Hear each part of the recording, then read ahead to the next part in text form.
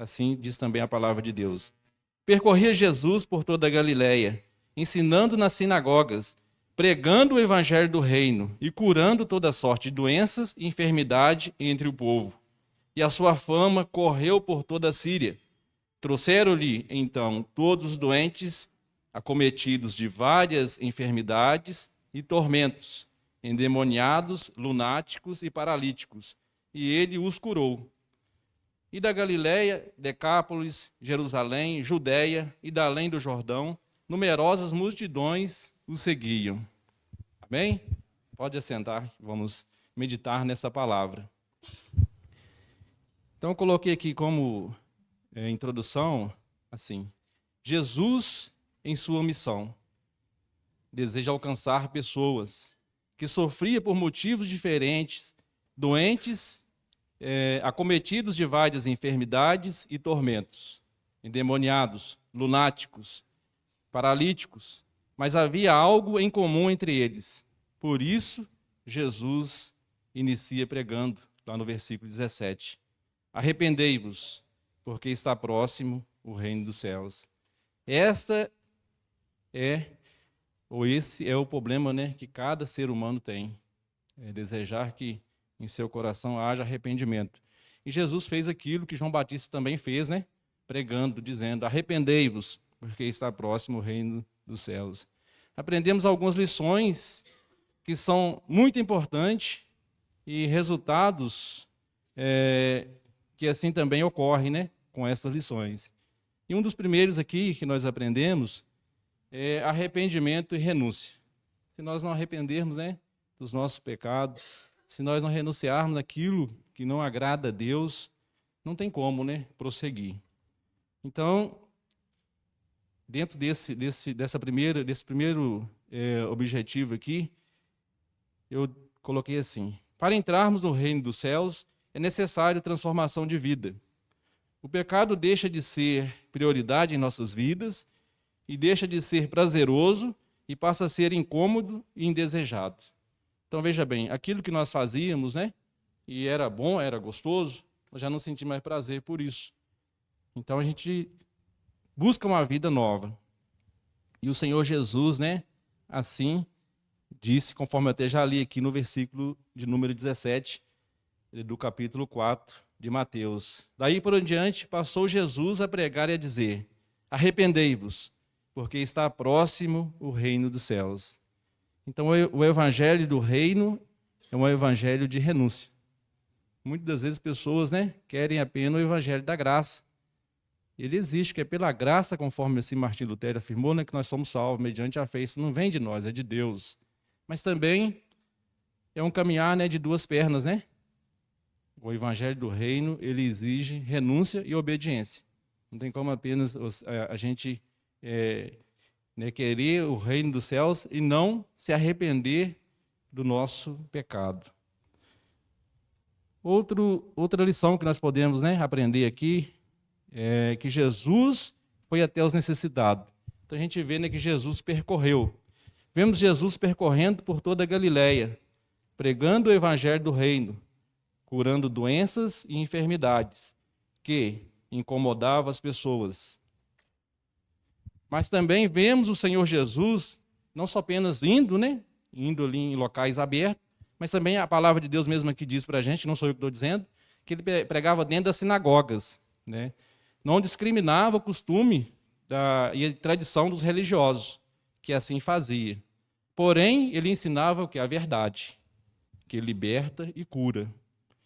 Então, o versículo 23 diz para a gente, do Evangelho de Mateus, no capítulo 4, diz assim para a gente: percorria Jesus toda a Galiléia, ensinando nas sinagogas, pregando o Evangelho do reino, curando toda sorte de doenças e enfermidade entre o povo.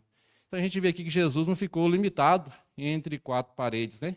Mas também ele não deixou de utilizar aquele local, né, para pregar e ensinar aqueles, né, que estavam ali sedentos, conforme a própria palavra de Deus diz, é uma profecia que Isaías o profeta Isaías, né, havia profetizado. Então, quando a gente retrocede um pouco aqui dentro do capítulo de número 4, no versículo 16, a palavra de Deus diz assim: o povo que jazia em trevas viu uma grande luz, e aos que viviam na região e sombra da morte, resplandeceu-lhe a luz. Quem é essa luz? Jesus. Então aqui uma profecia, né, que o profeta Isaías havia profetizado há um bom tempo atrás, né, mais de 700 anos, e ela aconteceu. Jesus foi e percorreu por toda a Galileia e pregava nas sinagogas, né, pregava para aqueles líderes religiosos, pregava para a multidão, né, e também, além de pregar, ele comissionou, conforme o contexto também diz para a gente aqui, né, alguns dos seus discípulos, que foi Simão, chamado Pedro, André, e também mais dois aqui, que foi Tiago, o filho de Zebedeu, e João. Então, esses foram os primeiros discípulos, né, que foram comissionados para Jesus. Então, Jesus, ele não ficou parado, ele foi. Terceiro tópico aqui, que eu gostaria de compartilhar com os irmãos, a palavra de Deus, ela se propaga, né? Ela não fica parada. Então, a palavra de Deus que já diz, mas eu coloquei comentário aqui com as minhas palavras. A fama de Jesus aumenta, mas vemos Jesus também usando o poder de Deus sem cobrar nada, de graça. Curando, trazendo alívio de dor para o corpo físico e para a alma. E o sobrenatural de Deus acontecendo, milagre e libertação. Veja bem, Jesus não usava remédio. Jesus usava a própria palavra, né, para combater aquele mal, e a oração e o jejum, conforme assim ele se preparou antes aqui, né, quando ele foi tentado, no capítulo de número 4 também, no próprio Evangelho de Mateus, narra para a gente aqui, que Jesus passou por um momento de tentação, ele venceu aquele momento, ele se fortaleceu e foi ali prosseguindo com o seu ministério. Também está na palavra de Deus essa afirmação, né? Está no versículo de número 24 do Evangelho de Mateus também. E a sua fama correu por toda a Síria. Trouxeram-lhe então todos os doentes, acometidos de várias enfermidades, tormentos e endemoniados, lunáticos e paralíticos, e ele os curou. Então veja bem, Jesus não mandou ninguém embora, né? Falou assim: eu não tenho como te curar. Mas ele curou todos, né? Mas para isso alguns ali tomaram a iniciativa também. No Evangelho de Lucas diz que muitos tocavam em Jesus. Só de tocar em Jesus era curado. Então veja bem, uma fé diferente, né? Uma fé sobrenatural. Uma fé que não exige remédio, uma fé que não exige terapia, mas que exige o quê? Obediência e determinação. Outra lição que eu coloquei aqui para a gente.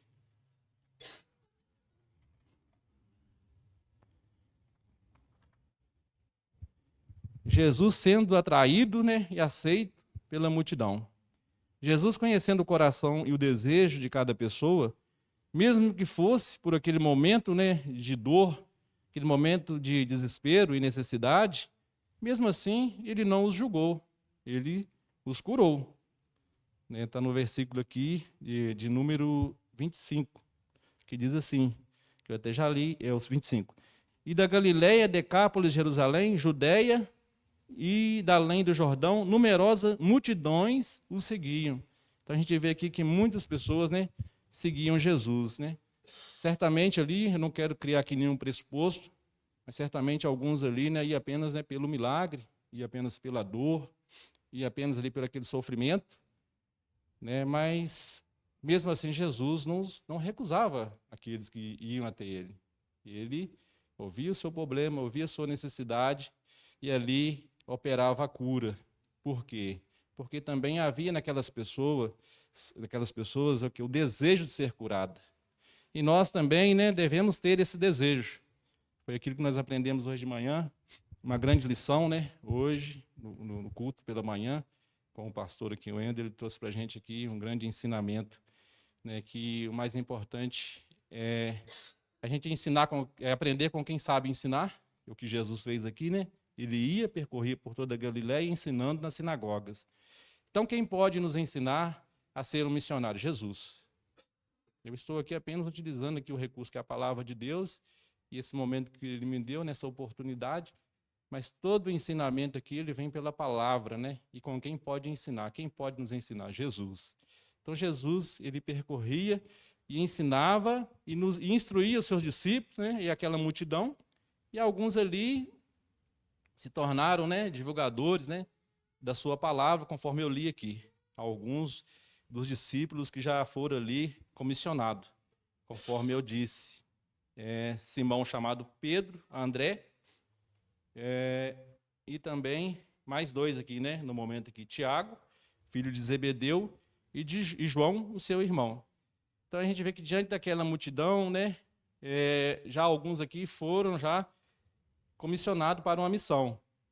Já outros, às vezes, já foram até ele com desejo apenas, né, de ser curado e de ser libertos, né, de algo que o remédio não cura.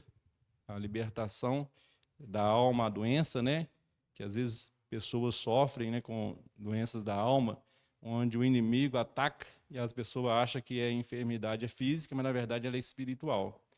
Então a lição que a gente aprende aqui com isso, que nós devemos aprender com quem pode ensinar. Jesus é aquele que tem capacidade de nos orientar, de nos capacitar para que nós, né, possamos atingir pessoas. E vemos também aqui, né, já indo aqui, caminhando aqui para a conclusão, vemos algumas necessidades que eram diferentes uma das outras. E Jesus as curou, libertando aquelas pessoas de suas prisões. Percebemos que Jesus preocupou em ensinar, instruir, para que outras pessoas também pudessem fazer, principalmente o que aconteceu ali com seus discípulos, ensinando os seus discípulos. Vejo que uma grande e importante lição ele nos ensina, que é o quê? Arrependimento. A gente vê que mesmo antes dele comissionar ali os seus discípulos, né, ele pregou lá no versículo de número 17, que era necessário que arrependesse. Arrependei-vos, porque está próximo o reino do céu. Sem arrependimento e aceitação da palavra de Deus, não haverá milagre, não haverá cura e nem libertação. Para ensinar, precisamos aprender. Jesus é a grande e única lição. Ele é o nosso Senhor e o nosso único Salvador. Então, veja bem, se nós não aprendermos realmente com a palavra, como nós ensinaremos a palavra? Passaremos a ensinar algo que não condiz com a realidade. E Jesus preocupou muito com isso. Porque Jesus não só veio a esse mundo, cumprindo assim o seu ministério, né, de ser entregue pelos nossos pecados, mas ele preocupou em ensinar. Então veja aqui nesse texto, né, para as nossas vidas, a primeira lição aqui que é importante para todo ser humano, é arrependimento. Quando Jesus diz, arrependei-vos. Por isso que eu coloquei aqui, né, o Evangelho do Reino. O Evangelho do Reino, nós vimos aqui que ele exige renúncia. Né? Ele exige mudança de direção. É um Evangelho com o caminhar de duas pernas, né? Onde, sim, as bênçãos do Senhor vêm para nós, com certeza, mas também precisamos o quê? Obedecer à voz do Senhor. Então, essa aqui é eu acredito, uma mensagem que veio, né, com certeza, do Senhor para nós nessa noite.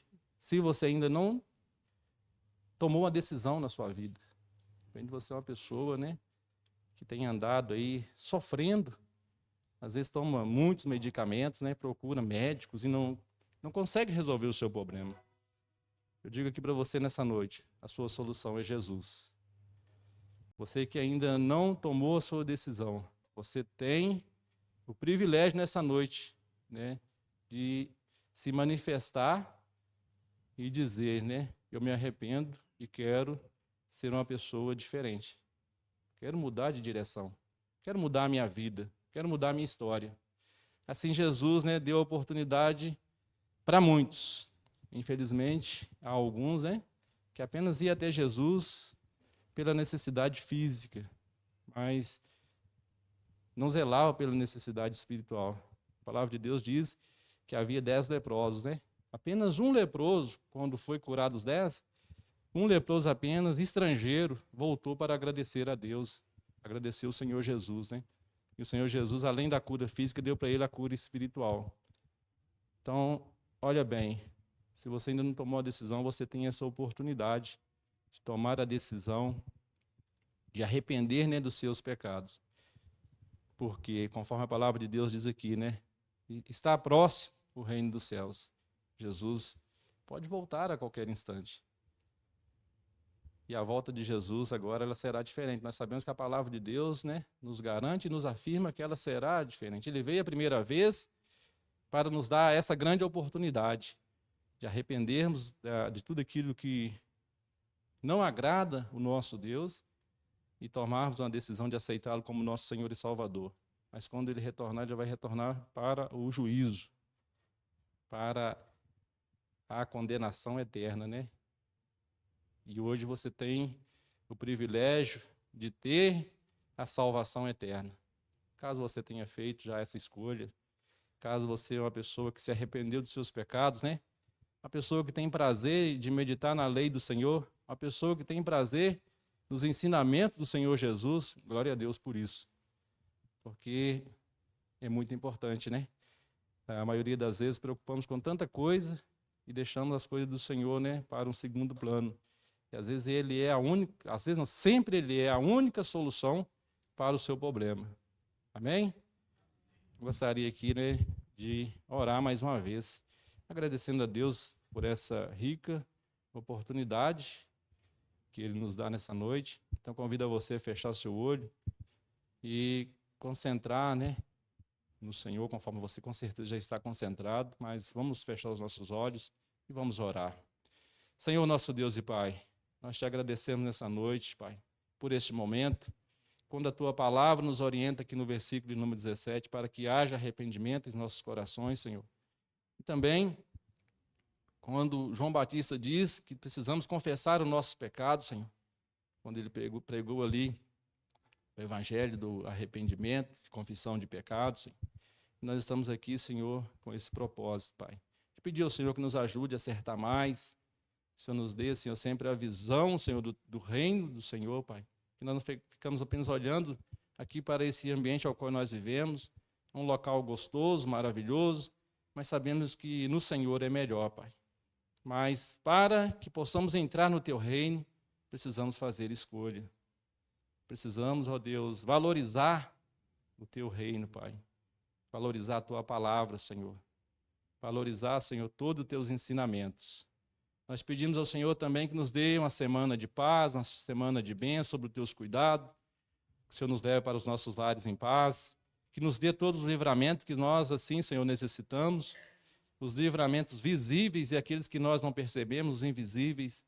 E nós esperamos no Senhor, nós te agradecemos e te louvamos nessa noite, orando a Deus em nome de Jesus, com perdão do meu pecado. Amém.